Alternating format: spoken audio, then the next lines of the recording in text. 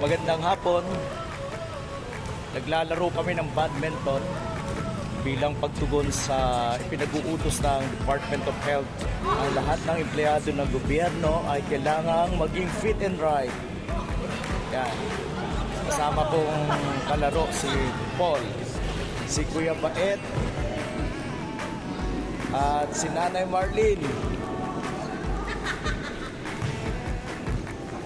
Dito po ito sa Tahanan Rehabilitation na covered court. Yan. Si Nanay Marlene na mas marami pa ang tawa kaysa sa pagpalo ng shuttlecock. Snay. Nanay.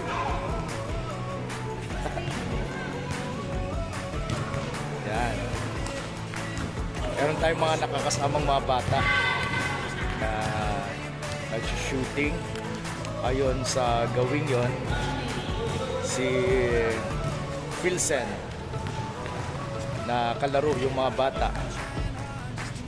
At dito naman syempre sa gawing ito ay yung mga naglalaro ng badminton. Yan po. Para sa inyong kaalaman, importante na tayo po ay maging fit and right sa ating pangangatawan para po may lakas tayo sa ating mga trabaho. Kaya kahit matanda ka na, kaya bata ka man, importante na tayo ay malusog sa ating pangangatawan. At merong isang mama na mapapadaan. Ayan. Meron din. Ayan. Nag-harvest na ano. Nag-harvest ng gabi para pang-ulam. Ayan, interviewin natin to. Kamusta ang laro? Ay, happy. Tsaka sarap magpawisan. Sarap? Okay. Mamaya yan para sa ating video na i-upload. Kuya Baet, sarap ba?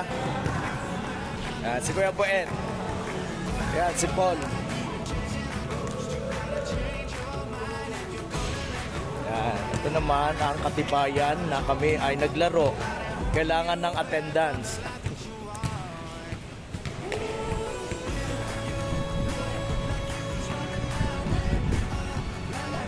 Sarap maglaro lalo na malamig ang panahon.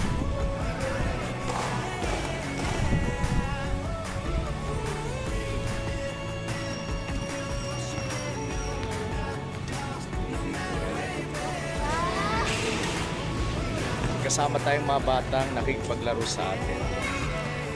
At salamat. Yan po si Philsen. Si Philsen yan. Maglalaro na. So, maglalaro muna kami. Salamat. God bless.